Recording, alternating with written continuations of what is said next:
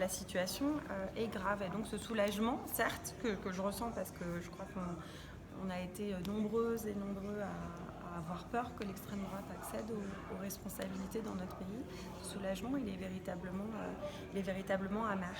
Après, pour ce qui concerne Strasbourg, je constate que...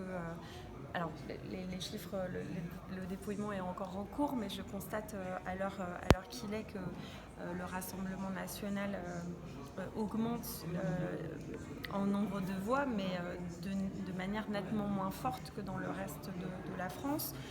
On a quand même, je crois qu'on va être à plus de 75%, c'était 77% je crois pour Emmanuel Macron. Je l'ai vu moi-même dans mon bureau de vote encore ce soir, même bureau de vote qui il y a 2 semaines votait massivement pour Jean-Luc Mélenchon et qui l'année dernière et l'année d'avant votait massivement écologiste. Donc voilà, on est, je crois en tout cas, sur des citoyens qui demandent des signaux forts, notamment en matière sociale, notamment en matière de démocratie, notamment en matière écologique. Je ne sais pas si Emmanuel Macron a entendu la responsabilité qui est la sienne et a compris que les votes massifs sont des votes barrage et en aucun cas des votes d'adhésion et qu'en aucun cas il ne peut reconduire un quinquennat comme il a pu le faire ces 5 dernières années, c'est-à-dire de manière verticale, jupitérienne, voilà, et sans bouger les lignes, notamment en matière de climat, quoi. Et je pense que le faire, ce serait extrêmement grave parce que ça signifierait finalement continuer de banaliser aussi l'extrême droite, ne pas prendre au sérieux ce qui se passe dans notre pays et prendre le risque que finalement, à un moment, la digue cède pour de bon. Qu'est-ce qu'il pourrait faire différemment au-delà de sa gestion personnelle du pouvoir, peut-être au niveau des institutions ou de l'Assemblée, pour que ce soit un quinquennat différent? Moi, au lendemain du premier tour, enfin même au soir du premier tour, j'ai appelé tout de suite à voter pour lui, mais j'ai dit il faut qu'il donne des gages à tout cet électorat qui se sent aujourd'hui méprisé, à tous ceux qui ont participé au mouvement des Gilets jaunes, tous ceux qui ont cru à la Convention citoyenne pour le climat.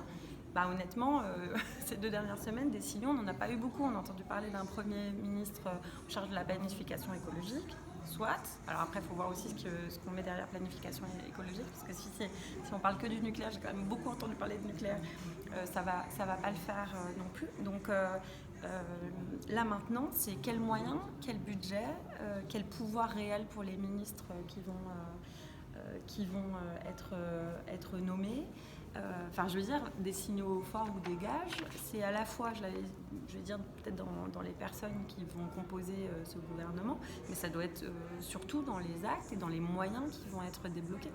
Et j'espère aussi, je le disais la dernière fois, mais que notamment, c'est pas les collectivités locales qui vont faire les frais d'une volonté de faire des économies dans le pays ou que sais-je. Enfin, c'était quand même le discours qui était tenu il y a à peine quelques semaines. Si on va vers ça, je considérerais que rien n'a changé, quoi. On a plutôt besoin d'un État qui est encore une fois aux côtés des collectivités, qui nous accompagne dans la transition, puis qui prend la mesure de cette désespérance et des inégalités qui se creusent dans notre pays. Donc peut-être des signaux pour l'hôpital public pour de vrai, des signaux pour les déserts médicaux, des signaux pour tout ce qui est équipement de proximité, des transports. Je pense que des signaux, il peut en donner beaucoup. Un investissement réellement massif qui permette de faire des économies d'énergie et de limiter les charges des personnes. Nous aider à faire la transition alimentaire pour que les personnes soient moins dépendantes aussi de denrées importées avec des prix de l'énergie qui explosent. Enfin, nous aider à faire cette transition pour permettre de garantir un niveau de vie digne aux citoyens et aux citoyennes. Et puis dans sa gouvernance, je crois que là, il faut tout revoir. On peut parler de ce 3e tour des élections avec les législatives et la majorité d'Emmanuel Macron. Est-ce que, notamment à Strasbourg, vous souhaitez qu'il y ait des alliances avec les insoumis pour des candidatures à gauche Moi, je souhaite évidemment, je le disais, j'ai dit qu'il faut aussi que la gauche fasse son autocritique et sache tirer les leçons de ce qui s'est passé. Donc j'appelle évidemment à une union large à gauche, autour toujours de ces piliers écologiques, sociaux et démocratiques. Je pense que c'est possible si les uns et les autres savent se parler, savent dépasser aussi les logiques de parti, comme on a su le faire à Strasbourg en 2020, et dans des logiques C'était pas avec la France Insoumise en plurielles. 2020. C'était pas avec la France Insoumise, c'est vrai. Bon, ils ont appelé à voter pour nous au deuxième tour, et je crois qu'il y avait des convergences, mais il y avait assez peu d'ancrage aussi local, hein, il faut le reconnaître, ils n'avaient pas fait 5% en 2020.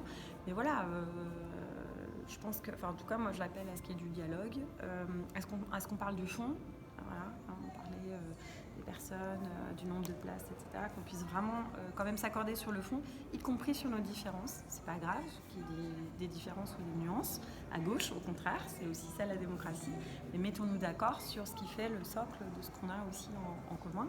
Et je sais qu'il y a beaucoup de choses, et donc c'est important aussi de se mettre dans cette perspective, effectivement, d'avoir une Assemblée nationale qui puisse ne pas être une chambre d'enregistrement de ce qu'aura décidé le président Macron, comme ça a été le cas pendant ce quinquennat, mais qui soit force de proposition, qui soit exigeante, qui pèse réellement dans ce pays, qui peut-être permettra de peser suffisamment pour mener enfin une réforme institutionnelle et intégrer au moins une part de proportionnel. Ce sera déjà un début. Voilà.